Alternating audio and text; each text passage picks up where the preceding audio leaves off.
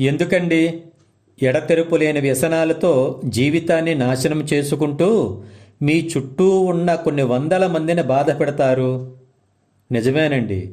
కానీ వాటిని నేను ఆపలేనేమో అని భయమేసి ఆ ప్రయత్నమే చేయడం లేదు.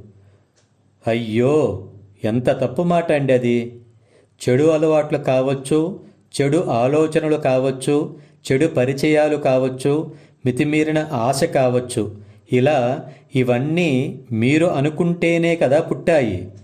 అడ్డు ఆపు లేకుండా ప్రవహిస్తున్నాయి.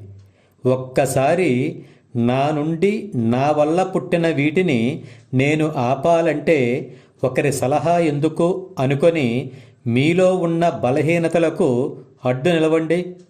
తర్వాత మిగిలిన జీవితాన్ని చూడండి ఎంత పద్ధతిగా ఆనందంగా ఉంటుందో.